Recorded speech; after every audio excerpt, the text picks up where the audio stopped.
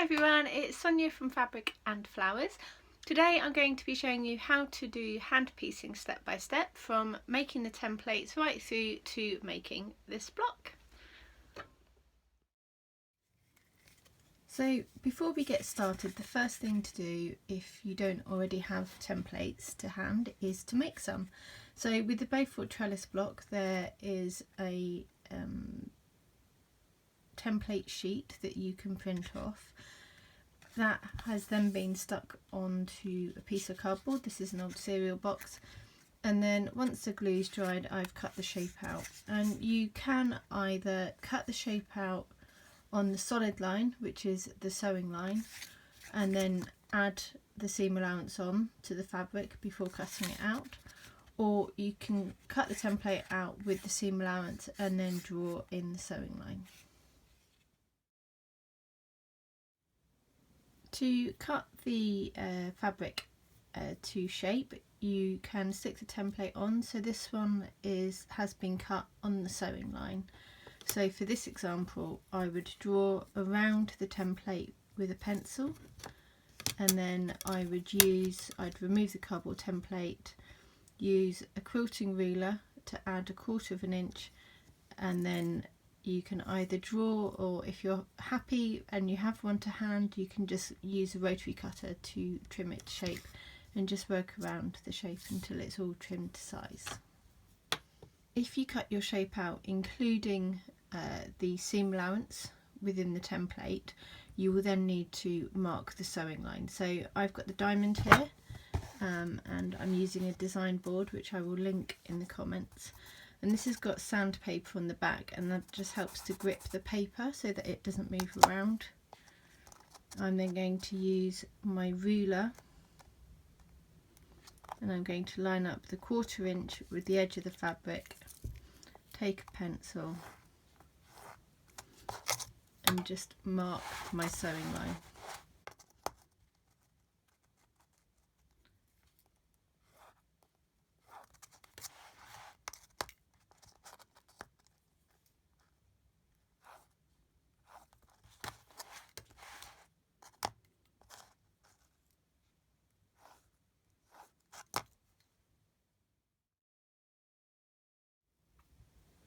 Once you've cut out all of your pieces and they've all got their sewing lines drawn on them, we are nearly ready to sew. I always like to lay my pieces facing up and arranged in the block layout, and it just helps me to visualize and also to make sure what correct order. One of the fun things I find with hand piecing is that there is no set way in which you have to put this block together, so you can create it in any way that you like. And one of the things that I find is that sometimes I start off putting all the pieces together in one order and then I move to another, and that's just because you will find your own rhythm. So I'm going to share a couple of different ways that you could put this block together, but I encourage you to try and find your own way and what feels best for you.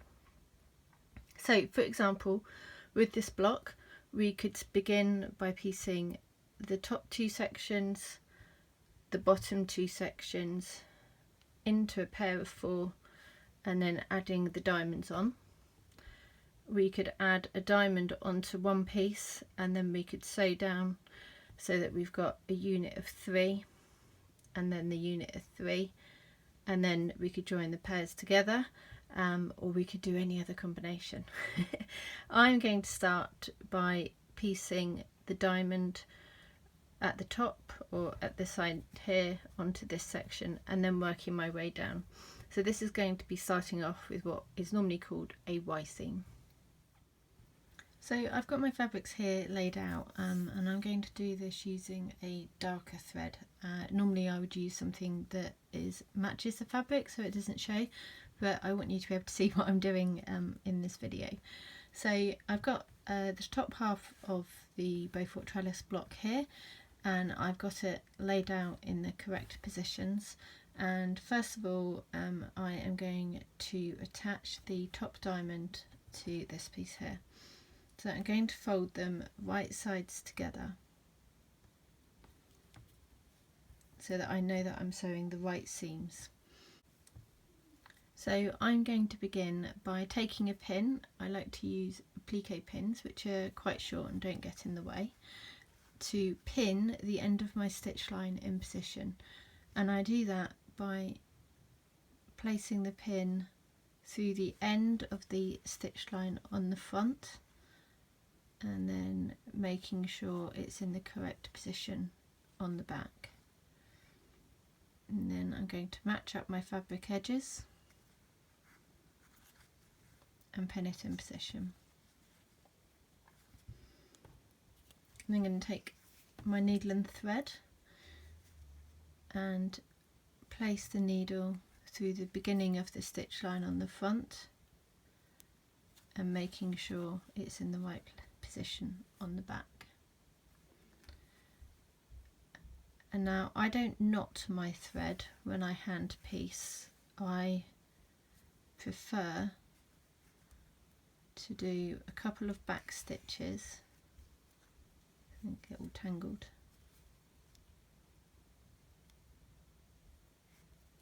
There we go. In the same position,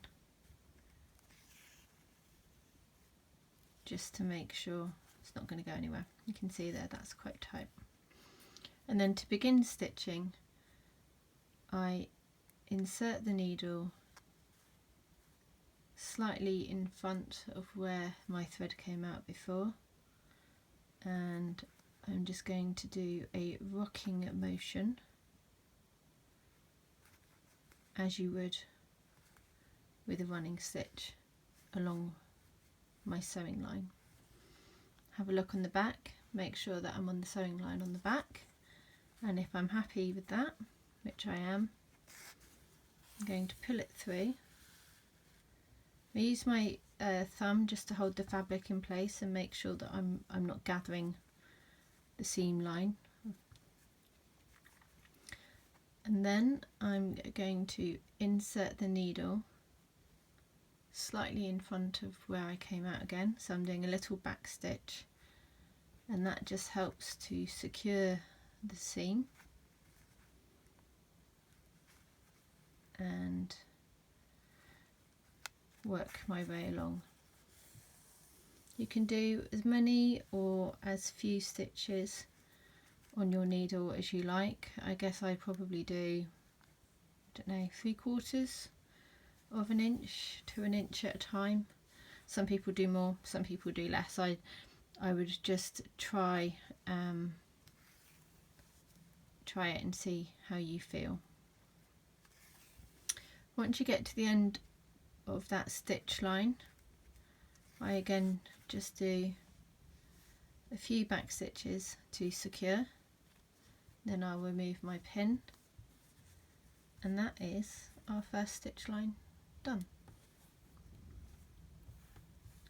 So I'm now going to sew my second piece into position, and with this you could, if you would like to, stitch down this seam here and join the two sections together. What I'm going to do is I'm going to stitch the diamond in and then stitch down, so that's going to be a Y seam, which hopefully you'll find and you will see it's not too hard. So as I did before, I'm going to fold the fabric down so that I know the diamond is in the right position, and I'm going to take my applique pin, insert it at the end of the stitch line on both pieces, make sure my fabric edges are matched. Now once you're sewing pieces together and you've got a couple of other pieces, just make sure that it's out of the way.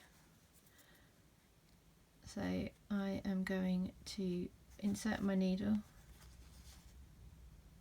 at the end, also at the beginning of the seam. If you want to, you can just double check that you haven't gone through the other fabric as well, and that just ensures that you're going to get a nice sharp point when it's done. Again, a few stitches at the beginning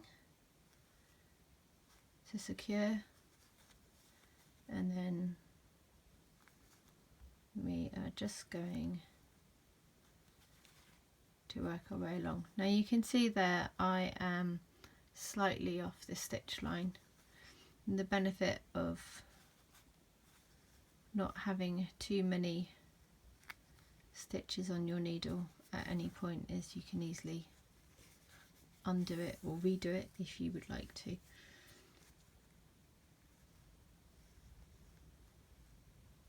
Again, just rocking my needle.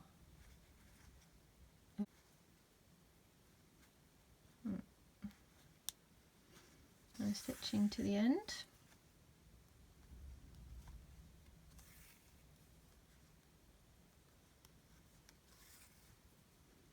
Securing my stitches with a few back stitches. Now I could cut my thread for ease, and I quite often do this, is I will just carry on sewing and then I will snip all the threads in between at the end. So I'm now going to do this long centre seam here, so you put the pin through the end of the stitch line and secure.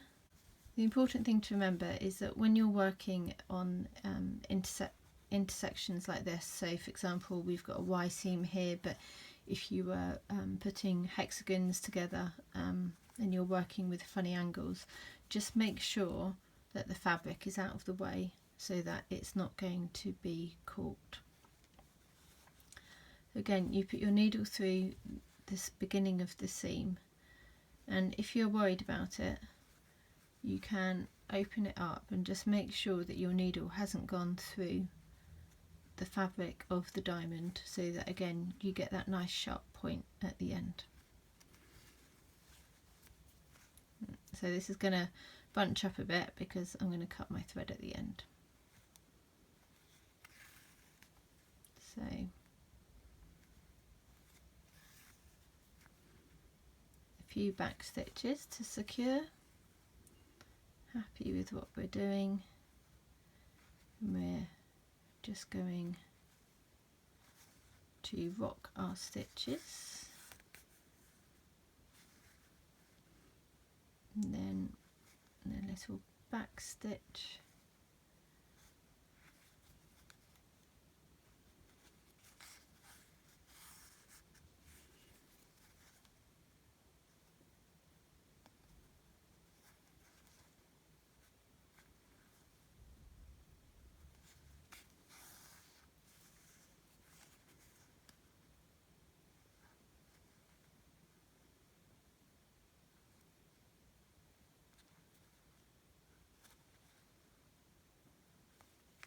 remove our pin,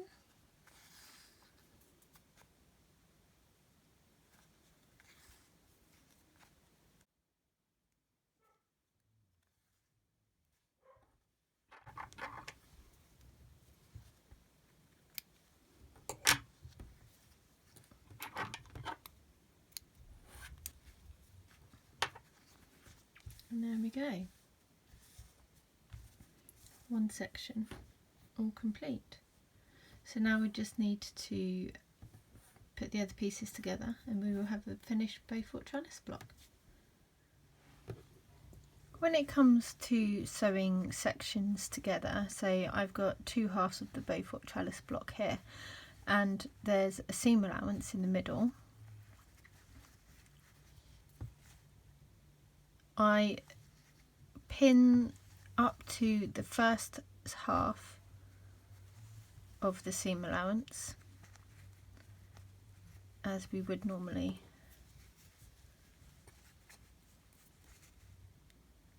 and then I've already secured my thread,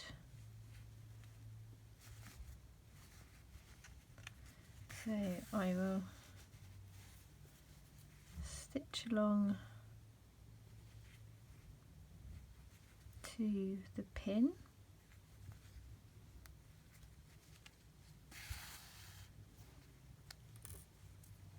Sometimes I find it helpful to take the needle all the way through to the back, come out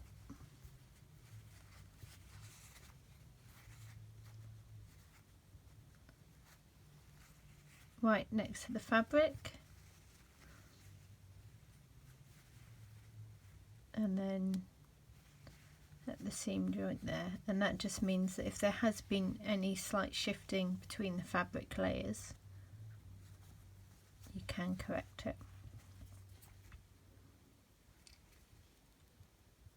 And then a couple more stitches to secure, and then I will take the needle and I will travel the needle through the seam allowance, and once it's come out on the other side, I will take the needle down at the beginning of the seam allowance into the back of the fabric,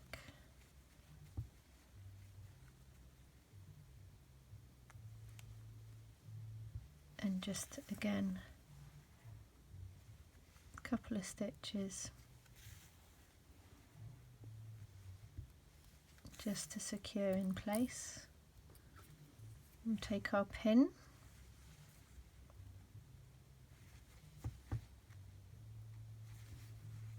for the end of the seam allowance and just continue sewing along until the end. And that leaves your seam allowance free, which means that when it comes to pressing the block, it gives you more options. So here is a finished Beaufort Trellis block, and if I just turn it over, you can see how where we have left the seams floating, I have been able to press them in alternate directions to each other so that we can spin the seams, which means that there is very little bulk. And you can also see, if I bring it up close, how that method that we've used for travelling the needle through the seam allowance has left us with a nice join in the centre of the block there. I hope you enjoyed this tutorial and making this block. Don't forget to download the free pattern following the link below, and if you have any questions, do let me know.